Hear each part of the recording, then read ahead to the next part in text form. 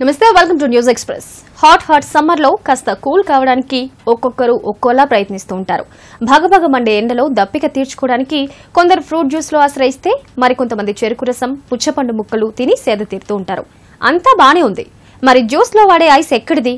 అసలు ఏ నీటితో ఐస్ తయారు చేశారు? ఈ విషయం ఎప్పుడైనా పట్టించుకున్నారా? ఎక్కడ పడితే అక్కడ జ్యూస్లు తాగితే ఆసుపత్రుల పాలు కాక తప్పదని హెచ్చరిస్తున్నారు డాక్టర్లు.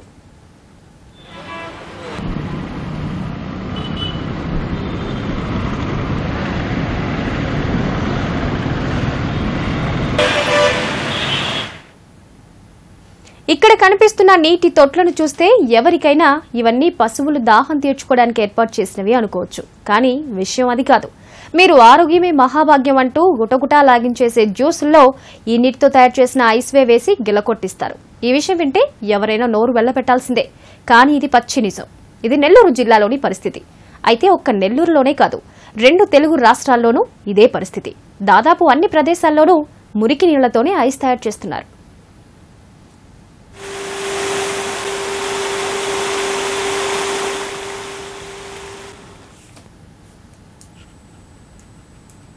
పచ్చగా పేరుకుపోయిన నాచు పక్కనే మురికి కాలువ, ఎటు చూసినా అపరిశుభ్ర వాతావరణం. ఇది ఐస్ తయారీ కంపెనీల్లో పరిసరాల పరిస్థితి. ఏళ్ల తరబడి వాడిన తుప్పు పట్టిన ఇనుప ట్రేలు, ఇక డీ ఫ్రీజర్లో నుంచి వచ్చే దుర్వాసనకు ముక్కు పుటలు అదిరిపోవాల్సిందే. నిమ్మకాయ సోడా, బత్తాయి, యాపిల్, పైనాపిల్, క్యారెట్, చెరుకు జ్యూసులన్నీ ఆరోగ్యానికి మంచివైనా ఈ అపరిశుభ్రత మధ్య తయారైన ఐస్ వాటిలో వేయడంతో అనారోగ్యానికి దారితీస్తోంది. రోడ్డు పక్కన అమ్మే జ్యూస్ తాగేవారు పండ్ల నాణ్యతపై దృష్టి పెడుతున్నారు. కానీ చల్లదనం కోసం అందులో వాడే ఐస్ పట్టించుకోవట్లేదు. పైగా చల్లగా ఉంచాలంటూ ఆర్డర్ వేసి మరీ ఐస్ వేయించుకుంటున్నారు.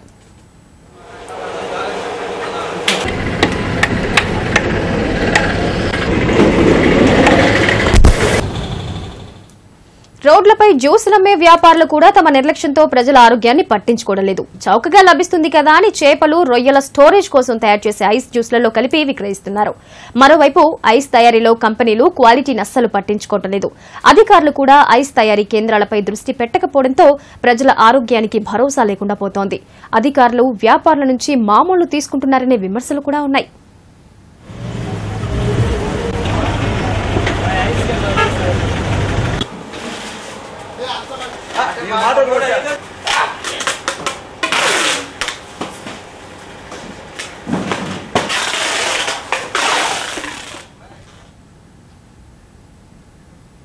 చూశారుగా, రోడ్ల వెంట కనిపించే బండ్లపై జ్యూస్ తాగితే అనారోగ్యాన్ని కొనుక్కున్నట్టే.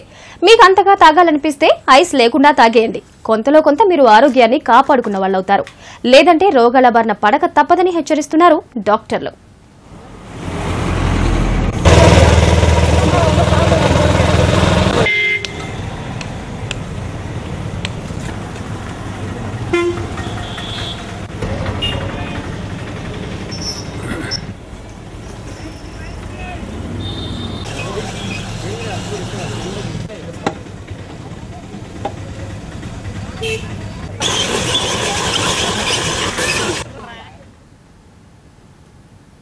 చల్లగా గొంతులో జారిపోయే ఐస్ గరళమని మీకు తెలుసా? ఈ విషయానికి సంబంధించి ఎక్స్ప్రెస్ టీవీ ప్రత్యేక చర్చ చేపట్టింది. ఈ చర్చలో మనతో పాటు పాల్గొంటున్నారు డాక్టర్ రామ్ సింగ్ గారు, అదేవిధంగా బాలకిషన్ గారు, ప్రొఫెసర్ గారు. నమస్తే అండి, వెల్కమ్ టు అవర్ స్టూడియో.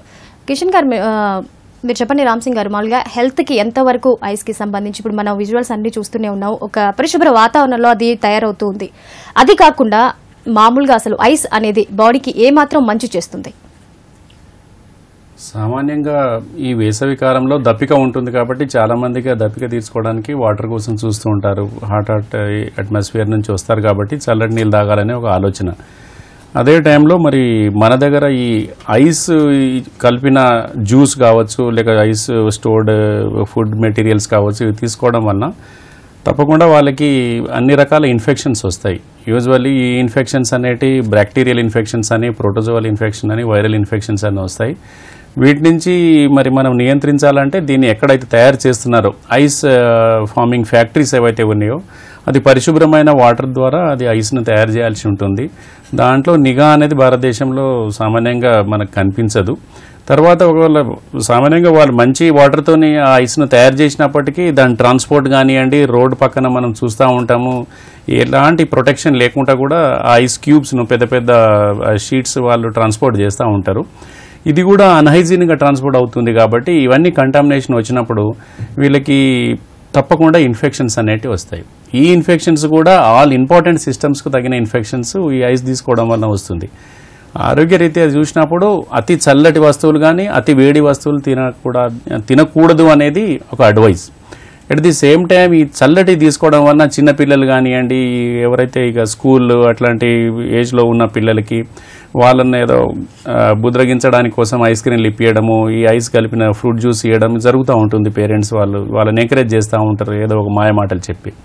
అట్లాంటప్పుడు వాళ్ళకి ఏమవుతుందంటే థ్రోట్ ఇన్ఫెక్షన్, రెస్పిరేటరీ ఇన్ఫెక్షన్స్, తర్వాత ఈ కంటామినేటెడ్ ఐస్ వలన జ్యూస్ ఏదైతే ఇస్తారో వాటి వలన గ్యాస్ట్రోఎంటరైటిస్ ఇన్ఫెక్షన్స్ వస్తాయి. అవి రకరకాల ఇన్ఫెక్షన్స్. ఇప్పుడు కామన్గా చూస్తే టైఫాయిడ్ కానివ్వండి, ఈ కలరా కానివ్వండి, తర్వాత ఈ పోలియో మైలైటిస్ కానివ్వండి, సివియర్ ఇన్ఫెక్షన్స్ ఇవి.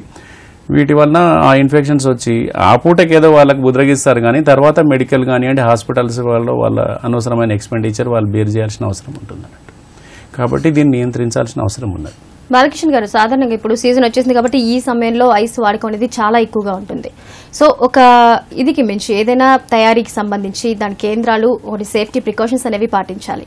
సో ఐస్ ఫ్యాక్టరీలు అనేవి ఎలాంటి సేఫ్టీ ప్రికాషన్స్ అవి తీసుకుంటాయంటారు అసలు ఓవరాల్గా?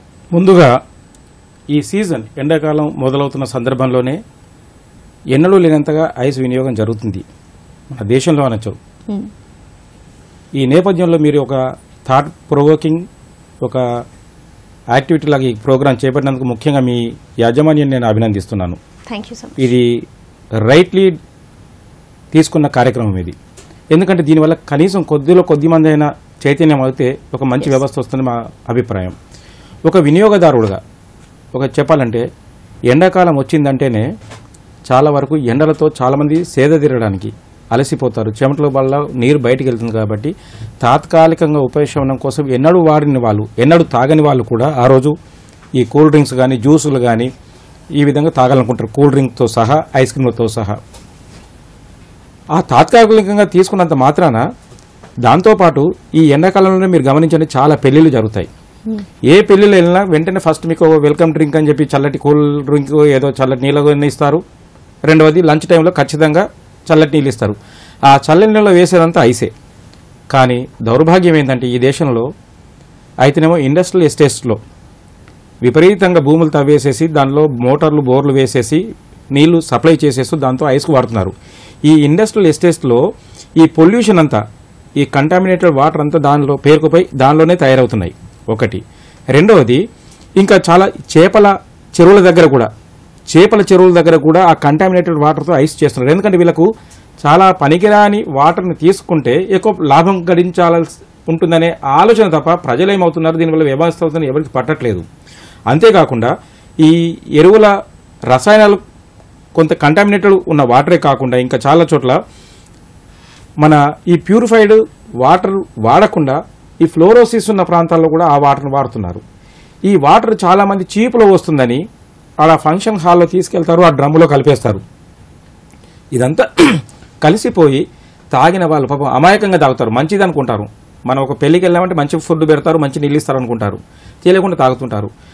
ఇంకా చాలా బాధ కలగాల్సిన విషయం ఏంటంటే గతంలో ఇప్పుడు కొంత తగ్గింది. డాక్టర్ గారు చెప్పాలి, ఇదివరకు ఎవరన్నా చనిపోతే వాళ్ళ పేరెంట్స్ వాళ్ళ పిల్లలో వచ్చేదాకా ఐస్ ఈ పెద్ద పెద్ద బ్లాక్స్ మీద పడుకోబెట్టే వాళ్ళ శవాల్ని. ఆ శవాన్ని శ్మశానం తీసుకుపోగానే ఇది తీసుకుపోయి వాడేవాడు ఈ బండ్ల పోయి తోపుడు బండ్ల మీద అమ్మేవాడు. ఎంత దౌర్భాగ్యమైన పరిస్థితి, ఎంత దారుణ పరిస్థితి. తెలియదు కొనేవాడు, వాడు నమ్ముతాడు, విశ్వాసంతో నమ్ముతాడు బాగానే ఉంటుందని. పిల్లలు కొంటుంటారు, పెద్దవాళ్ళు కొంటుంటారు, జ్యూసెస్ ఇది అది ఐస్ క్రీమ్లతో సహా తాగడం వల్ల మీరు ఇంకో డాక్టర్ గారు ఉన్నారు, వారు కరెక్ట్ చెప్పాలి. ఈ వ్యవస్థలో ఎండాకాలంలో వచ్చిన ఈ స్టమక్ రిలేటెడ్ ప్రాబ్లమ్స్ కానీ, వామిటింగ్స్ కానీ, వైరల్ ఫీవర్స్ కానీ మీకు వేరే సీజన్లో రావు. కేవలం అంటే మనకు తెలుసో తెలియకనో ఇలాంటి కలుషితమైన వాటర్తో చేయబడిన ఐస్ నీళ్ళను తాగుతాం కాబట్టి దాని యొక్క ఎఫెక్ట్ ఈ విధంగా జరుగుతుంది. ఈ దేశంలో ఇష్టం వచ్చిన వాడు, ఎవరికి చాతనైతే వాడు, ఊరు అవతల అడవిలోనో ఇండస్ట్రియల్ ఎస్టేట్స్లోనో ఈ ఐస్ తీసే ఫ్యాక్టరీలు పెట్టుకుంటున్నారు. దీని మీద సరైన కంట్రోల్ లేదు. వీళ్ళు మనం ఈ డ్రగ్ ఇన్స్పెక్టర్లను అడిగితే ఇది మాకు సంబంధం లేని విషయం సార్ అంటారు. ఫుడ్ ఇన్స్పెక్టర్లు అడుగుతానంటే సార్ మాకు స్టాఫ్ లేదు, మేము ఉన్న ఈ మున్సిపాలిటీలోనే షాపులో తిరగడానికి మాకు సరిపోవట్లేదు, ఇంకా ఇవి ఎక్కడ చూస్తాం సార్, వాడు ఎక్కడ పెట్టాడో ఎవరికి తెలియదు. సరిగ్గా లైసెన్సులు తీసుకోరు, నాణ్యతా ప్రమాణాలు ఉండవు. అసలు ఇలాంటి ఐస్లు తయారయ్యాలంటే కనీసం ఖచ్చితంగా ఈ మినరల్ వాటర్తోనే చేయాలి. ఎక్కడ ఒక్క ఫ్యాక్టరీ కూడా మనకు చేస్తున్నట్టు దాఖలాలు లేవు. ఇష్టారాజ్యంగా చేస్తున్నారు. ఇది ప్రజల ఆరోగ్యంతో చెలగాటమాడుతున్నారు. ఇది కంట్రోల్ చేయకపోతే ఒక వ్యవస్థ, ఈ భారతదేశంలో ఒక అద్భుతమైన వ్యవస్థ, ఒక జనరేషన్ మనం నాశనం చేసిన వాళ్ళం అవుతామని భయంగా కలుగుతుంది. ఓకే శ్రామ్ సింగ్ గారు, మామూలుగా ఈ సీజన్లో పిల్లల్ని కంట్రోల్ చేయడం చాలా కష్టం. అసలు ఐస్ క్రీమ్స్ అని కానీ లేదా జ్యూసెస్ అని కానీ వెంటనే వాళ్ళ తోపుడు బళ్ళ దగ్గర ఎక్కడో వెంటనే తీసేసుకుంటూ ఉంటారు. సో ఈ టైంలో వాళ్ళకి ఎలాంటి హెల్త్ ఎఫెక్ట్స్ జరుగుతుంటాయి చిన్నపిల్లలకి ముఖ్యంగా? జనరల్గా చిన్నపిల్లలకు వాళ్ళకు ఆల్మోస్ట్ రెసిస్టెన్సే తక్కువ ఉంటుంది కాబట్టి ఎనీ ఇన్ఫెక్షన్ అనేది తొందరగా స్ప్రెడ్ అయ్యే ఛాన్స్ ఉంటుంది. అట్లాగే ఇప్పుడు ఊర్లలో చూసినప్పుడు ఐస్ క్రీమ్ అని ఐస్ క్రేట్ అని చెప్పేసి వాళ్ళు రొటీన్గా ఇప్పుడు ఊర్లలో ఇప్పటికి కూడా చెర్లలో బర్రెలు పడుకుంటా ఉంటాయి, అక్కడే బట్టలు ఉతుకుతూ ఉంటారు చెర్లలో. అట్లనే వాగులు అంటాం, మడుగులు అంటాం. వాటి నీళ్లు కొంచెం స్టాక్ ఉంటే అక్కడ కొన్ని చేపలను పట్టడానికి అందులో విషం వాయువులు కలుపుతూ ఉంటారు, విషపదాలు కలుపుతూ ఉంటారు, చేపలను పడుతూ ఉంటారు. ఇట్లాంటివన్నీ సామాన్యంగా రూరల్ లెవెల్లో జరుగుతున్న ప్రాబ్లమ్స్. అట్లాంటి దాని నుంచే లోకల్లోనే ఐస్ తయారు చేస్తారు. వాళ్ళు హైదరాబాద్ నుంచో ఇంకా పెద్ద సిటీ నుంచో మంచి ప్యూరిఫైడ్గా ఒక అన్ని నాణ్యతలు పాటించిన వాళ్ళ దగ్గర ఐస్ ఫ్యాక్టరీస్ నుంచి తీసుకునే ప్రసక్తి లేదు. ఇట్లాంటి పరిస్థితుల్లో వాళ్ళు లోకల్లో ఉన్న ఆ చెరు నీళ్ళు, ఆ మామూలుగా వాగు నీళ్ళలో చేస్తున్నప్పుడు ఆ ఇన్ఫెక్షన్స్ అన్ని ఆ పిల్లలకు స్ప్రెడ్ అవుతున్నాయి. స్ప్రెడ్ కావడం వల్ల ఒకటి సీరియస్ ఇన్ఫెక్షన్, ఒకటి సార్స్ అంటాం, అంటే severe acute respiratory infection syndrome అని అంటాం. అది తీసుకోవడం వల్ల తొందరగా వాళ్ళ గొంతు ఇన్ఫెక్షన్ రావడం, టాన్సిలైటిస్ అని, ఫారెంజైటిస్ అని, న్యూమోనియా అని ఈ ఇన్ఫెక్షన్స్ వస్తాయి. ఆ ఇన్ఫెక్షన్ రావడం వల్ల జనరల్గా వాళ్ళు ఎకనామికల్లీ కొంచెం పూర్ ఉంటారు విలేజ్లలో. At the same time knowledge ఉండదు ఇది తీసుకోవడం వల్ల ఈ ఇబ్బంది వస్తుందా అని. ఇట్లాంటి ఇన్ఫెక్షన్స్ వచ్చి 2-3 days వాళ్ళు దగ్గు రావడం, జ్వరం రావడం, బ్యాడ్ అయిపోయిన సంఘటనలు చాలా జరుగుతాయి. వాటికి మనము ఎడ్యుకేట్ చేయాల్సిన అవసరం ఉంది. At the same time sanitary inspectors అని ఊరు లెవెల్లో ఉంటారు. ఈ శానిటరీ ఇన్స్పెక్టర్స్ డ్యూటీ ఏంటంటే హోటల్స్లలో ఫుడ్ ఒకవేళ నాణ్యత ఏ విధంగా మెయింటైన్ అవుతుంది. సపోజ్ ఈ సమ్మర్ సీజన్లో ఇప్పుడు బాలకృష్ణ గారు పాయింట్అవుట్ చేసినట్టు ఐస్ క్రీమ్ అనేది ఒక సోషల్, అంటే ఐస్ క్రీమ్ అనేది ఒక ఫుడ్ పెడితే, ఒక లంచో ఒక డిన్నరో పెట్టినప్పుడు ఐస్ క్రీమ్ సప్లై అనేది ఒక స్టాండర్డ్ అయిపోయింది ఎనీ పార్టీలో ఇవాళ. అట్లాంటి ఐస్ క్రీమ్ కూడా ఏ నీళ్ళతో తయారు చేస్తున్నారు. ఇప్పుడైతే వాటర్ ఇచ్చినప్పుడు ఆ బ్లూ కలర్లో మనం చూస్తాం ఎన్నో డ్రమ్స్లు ఉంటాయి. ఆ డ్రమ్స్లో వాటర్ మినరల్ వాటరే అయ్యిండవచ్చు, దాంట్లో ఒక మూసలాగా ఇది వేసేస్తారు ఐస్. మరి అది ఎక్కడ తయారవుతుంది? మనం ఇంత మంచిగా అందరూ ఒక ఫ్యామిలీ గెట్ టుగెదర్ చేస్తారు, మంచి వాళ్ళని పిలుస్తారు, వాళ్ళకి తెలిసిన వాళ్ళని పిలుస్తారు. కాకపోతే ఒక విషయంను మాత్రం ఒక గ్లాస్ సైడ్ ఇచ్చినట్టు అవుతుంది. కాబట్టి ఎక్కడ తీసుకుంటున్నామో దాని నాణ్యత ఎంత పాటిస్తున్నారు వాళ్ళు, ఆ ఐస్ ప్రిపరేషన్ అనేది ప్రొడక్షన్ దగ్గర, దాని ట్రాన్స్పోర్ట్ దగ్గర, తర్వాత దాన్ని ఎక్కడైతే సప్లై చేస్తున్నామో ఈ మూడు కూడా ఎవరైనా కానీ సోషల్లీ కొంచెం నాలెడ్జ్ ఉన్న వాళ్ళు ఇది పాటించాల్సిన అవసరం ఉన్నది. ఈ రెస్పిరేటరీ ఇన్ఫెక్షన్సే కాకుండా వాళ్ళకి ఎన్కెఫలైటిస్ అనే వైరల్ ఇన్ఫెక్షన్స్ వస్తాయి. సో మురికి వాటి వలన, ఆ మురికిలో ఉన్న కెమికల్స్ వలన, తర్వాత ఊర్లలో సామాన్యంగా మేము చిన్నగున్నప్పుడు కూడా చూసేవాళ్ళం, ఆ చేపలను పట్టడానికి ఒక పాయిజన్ వేసేస్తారు దాంట్లో. సో ఆ పాయిజన్ వేయడం వల్ల చేపలన్నీ చనిపోయి పైన తేలుతూ ఉంటే తీసుకెళ్తూ ఉంటారు, వాటర్ అట్ట వదిలేస్తారు. దాని నుంచి కూడా గేదెలు తాగడం కానీ, ఆ పాలలో ఆ ఇన్ఫెక్షన్ స్ప్రెడ్ కావడం కానీ, తర్వాత ఆ వాటర్ను బిందెలలో కూడా తీసుకెళ్తూ ఉంటారు చాలామంది.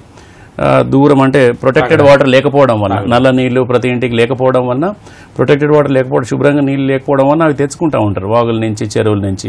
అట్లాంటప్పుడు ఈ ఇన్ఫెక్షన్ స్ప్రెడ్ అవుతాయి. దీని నుంచి సామాన్యంగా ఈ వేడి వలన ఏదైతే మనకు ఈ డిహైడ్రేషన్ వస్తుందో ఆ డిహైడ్రేషన్ తప్పించుకోవడానికి వాళ్ళు నీళ్ళు తాగేస్తారు. మామూలుగా ఊర్లలో ఇంకో ప్రాబ్లం ఏముంటుంది, కుండలలో పెట్టేస్తారు నీళ్ళు. ఇప్పుడు మనం జార్స్ అంటాం, సమ్మర్లో ఇప్పుడు మనకు మార్చి ఏప్రిల్ రాగానే ఆ రంజన్లలో నీళ్ళు పెట్టేస్తారు. దాంట్లో పెట్టేయడం వల్ల కూడా అంటే శుభ్రత లేకపోవడం వల్ల ఈ ఇన్ఫెక్షన్ అట్లనే పాస్ ఆన్ అవుతూ ఉంటుంది అనమాట. సో గ్యాస్ట్రోఎంటరైటిస్ అనే ఇన్ఫెక్షన్ వస్తుంది, అంటే వామిటింగ్స్, మోషన్స్.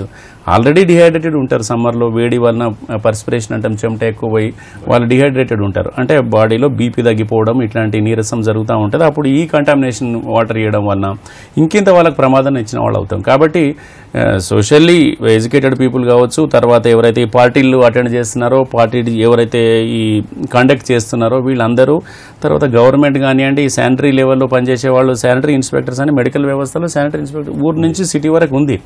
కానీ ఎవరు ఎంతవరకు దాన్ని కంట్రోల్ చేస్తున్నారో అనేది మనకు తెలియదు. ఎందుకంటే ఆ ప్రొడక్షన్ అనేది ఇప్పుడు జీడిమెట్ల ఇండస్ట్రియల్ ఏరియా, కూకట్పల్లి కావచ్చు, పటాన్చెరు కావచ్చు, ఎక్కడ వాటర్ అంటే బోర్వెల్ వాటర్, సార్ ఇప్పుడు పాయింట్అవుట్ చేసినట్టు బోర్వెల్ వాటర్ తీసుకుంటారు, దాన్ని తయారు చేస్తారు. సో అక్కడ ల్యాండ్లో ఏమైతే కెమికల్స్ ఉన్నాయో దాని ప్యూరిఫికేషన్ కానివ్వండి, దాని స్టాండర్డ్ చూసిన దాఖలాలు మనకు ఉండవు. తర్వాత ట్రాన్స్పోర్ట్ సేమ్ టైం మనం చూస్తూ ఉంటాం, రిక్షాలలో కానీ ఎన్నెన్నో ఆటోలలో వాళ్ళని ట్రాన్స్పోర్ట్ చేస్తూ ఉంటారు, దాంట్లో ఏం హైజీనిక్ ఉండదు. రోడ్ పొంటి ఆ వెహికల్ పోతూ ఉంటుంది, ఆ డస్ట్ దాని మీద పడుతుంటుంది, అదే ఐస్ని తీసుకెళ్ళి వాళ్ళు పార్టీలు అరేంజ్ చేస్తుంటారు. సామాన్యంగా ఇట్లాంటివి జరగడం వలన ఏదైతే ఆ మూమెంటరీ ఒక గ్లాసెడ్ జ్యూస్ దాగి వాళ్ళు ఏదైతే హెల్ప్ పొందుతున్నారో దానికంటే ఎక్కువ మెడికల్ వాళ్ళు ఎక్స్పెండిచర్ అన్నట్టు. ఆల్మోస్ట్ అబౌట్ మెడికల్ ఎక్స్పెండిచర్లో ఎక్కువ భారతదేశంలో పోయేది అన్ని ఇన్ఫెక్షన్స్ కోసమే, ఇన్ఫెక్షన్ కంట్రోలింగ్ కోసమే మన వాళ్ళు ఖర్చు పెడతా ఉంటారు. దాంట్లో మెయిన్గా వచ్చేసి గ్యాస్ట్రోఎంటరైటిస్, రెస్పిరేటరీ ఇన్ఫెక్షన్స్ అన్నమాట. దీన్ని మనము తప్పకుండా ఈ అందరు దృష్టిలో పెట్టుకొని మీడియా ముఖంగా మీరందరూ దీన్ని ఎడ్యుకేట్ చేసి తాగకున్నా పర్వాలేదు, తాగితే ఒక మినరల్ వాటర్ బాటిల్ తీసుకొని తాగండి, అది కూడా స్టాండర్డ్ కంపెనీస్ వాళ్ళ వాటర్ తాగండి అని చెప్పేసి మనము సొసైటీకి ఎడ్యుకేట్ చేయాల్సిన అవసరం ఉన్నది. నిజంగా ఇవాళ రేపు ఎంత వాటర్ పొల్యూషన్ ఉందంటే తాగే నీళ్లు కూడా ఆ డ్రమ్స్ ఎక్కడి నుంచి వాళ్ళు పట్టి తీసుకొస్తారనే విషయం కూడా మనకు తెలియదు. అసలు నిజంగానే ఐస్ తయారు చేసే పరిసర ప్రాంతాలన్నీ చూస్తుంటే కూడా ఎంత అపరిశుభ్ర వాతావరణంలో ఉన్నాయి కదా. ఆల్మోస్ట్ ఐస్ తయారు చేసే అన్ని కూడా ఇండస్ట్రియల్ ఏరియాలోనో లేదంటే ఎక్కడ సిటీ అవుట్స్కట్స్ లో జరుగుతూ ఉంటాయి. సో ఎందుకు సేఫ్టీ ప్రికాషన్స్ తీసుకునేటప్పుడు అధికారులు ఎందుకు వీళ్ళని లైసెన్స్ ఇచ్చేప్పుడు ఎందుకు ఒకసారి ఆ చెక్కింగ్ కానీ ఇది పర్ఫెక్ట్ గా చేయట్లేదు అంటారు ఫుల్ ఫ్లెడ్జ్డ్ గా? దీనికి 2-3 కారణాలు ఉన్నాయండి. ఒకటి, గవర్నమెంట్ ట్యాక్స్ కట్టకూడదు, దానివల్ల 4 డబ్బులు మిగిలి చూసుకుందామనే స్వార్థంతో ఎవరికి చెప్పా పెట్టకుండా ఎక్కడో దూరంగా ఇండస్ట్రియల్ ఎస్టేట్స్లో ఉండే మారుమూల ప్రాంతాల్లో వాడు తీసుకునే పర్మిషన్ ఏమో ఒకదాని కోసం తీసుకుంటాడు. గవర్నమెంట్ నుంచి వచ్చే సబ్సిడీ కానీ ఎలక్ట్రిసిటీ కానీ అవి అడ్వాంటేజ్గా వాడుకుంటూ దాంట్లో వాడు ఏదైతే ఫ్యాక్టరీ కోసం పర్మిషన్ తీసుకుంటాడో తీసుకుని నడిపించలేక ఈ నీళ్ళ వ్యాపారం మొదలు పెడతాడు. ఐస్ తయారు చేయడం చాలా ఈజీగా ఉంటుంది, గవర్నమెంట్ సబ్సిడీ వస్తుంది, నెంబర్ 1. ఆ విధంగా తయారు చేసుకుంటుంటాడు. తర్వాత ఇప్పుడు జనావాసాల్లో ఈ నీళ్లతో మనం ఐస్ చేయడం కష్టం కాబట్టి ఈ ఇండస్ట్రియల్ ఎస్టేట్స్లో కానీ లేదా దూరంగా ఈ చేపల చెరువుల దగ్గర కానీ వారి తక్కువ ధరలో కావాలి, ఈ విధంగానే వాటర్ తీసుకుంటాడు, చేస్తుంటాడు. దీనికి తోడైంది ఏంటంటే సార్ చెప్పినట్టు ఈ ఫుడ్ ఇన్స్పెక్టర్స్ కానీ ఈ శానిటరీ ఇన్స్పెక్టర్స్ కానీ వాళ్ళ పరిధిలో పూర్తిగా లేకుండా ఉంది. వీళ్ళు ఫుడ్ ఇన్స్పెక్టర్స్ కానీ శానిటరీ ఇన్స్పెక్టర్ కానీ వాళ్ళ నగరంలో కానీ ఈ మున్సిపాలిటీలో కానీ వాళ్ళకు అధికారం ఉంటుంది. ఎక్కడో మారుమూల గ్రామంలోనో ఎక్కడో అడవులోనో వాడు పెట్టుకుంటే పాపం వీళ్ళకి తెలియదు, అసలు వాడు బోర్డు కూడా పెట్టాడు, వాడు తీసుకొచ్చి ఒక దగ్గర అమ్మేదాకా ఎవరికి తెలియదు. ఇటీవల కాలంలో సేమ్ మన కాకినాడ నుంచి విపరీతంగా చేపలు ఎక్స్పోర్ట్ చేస్తుంటారు కలకత్తాకి చాలా బాగా. ఇటీవల కాలంలో ఈ చేపల్ని ప్యాక్ చేస్తున్నప్పుడు వాటిలో ఈ ఐస్ ముక్కల్ని వేసేసి పాడు కాకుండా పంపిస్తారు. పంపిస్తే అక్కడ ఒక రకమైన గ్రూప్ తయారైపోయింది కలకత్తాలో. ఈ వచ్చిన ఐస్ని వాళ్ళు ఈ హోటల్స్కి ఇలాంటి జ్యూస్ వాళ్ళకి అమ్ముతుంటే ఒక కేసు కూడా బుక్ అయింది. వాళ్ళ మీద కొంత శిక్ష పడింది. కానీ ఎప్పుడో ఒకసారి 4-5 ఏళ్లకు ఒకసారి ఇలాంటి కేసు వస్తుంది. ఆ కేసులో ఆ వినియోగదారుల ఉద్యమ సభ్యులు గట్టిగా ఉండడం వల్ల అదొకటి జరుగుతుంది. అలాగే ఇటీవల కాలంలో సతారాలో కూడా ఇలాంటి కేసు జరిగింది. ఏమైంది అంటే ఈ మనం ఐస్ క్యాండీ అంటాం, పిల్లలు తింటుంటారు, ఐస్ను గుండ్రగా చేసేసి దాని మీద కలర్ వేస్తుంటారు. అది వేస్తుంటే అక్కడున్న లోకల్ డ్రగ్ ఇన్స్పెక్టర్ వాళ్ళు పట్టుకొని కేసు వేశారు. 3 ఏళ్లు కష్టపడితే చివరికి కేసు పడింది. ఇలాంటి దేశంలో చూస్తే 3-4 కేసులు కనబడుతున్నాయి. అయితే ఇలాంటి వ్యవస్థలో ప్రజలు వినియోగదారులు కొంత జాగ్రత్తగా ఉండాల్సిన అవసరం ఉంది. ప్రభుత్వం మీద మనం నమ్మేసి ప్రభుత్వమే అన్ని చేస్తుందంటే కుదరదు. ఈ రోజుల్లో వాళ్ళకున్న సమస్యలు వాళ్ళకున్నాయి. మనం ఇతరులను నిందించడం కాకుండా మనకు మనమే ఒక మంచి వినియోగదారులుగా ఉండాలి, మనకు మనమే ఒక మంచి సిటిజన్గా ఉంటేనే బహుశా ఇలాంటి సమస్యలు మనం కొంతవరకన్నా కంట్రోల్ చేయగలుగుతాము. సాధారణంగా సిటీలో మీరు ఏ హోటలు ఏ బార్ అండ్ రెస్టారెంట్ చూడండి, సాయంత్రంగానే ఈ మందుబాబులు వెళ్తారు, కూర్చుంటారు.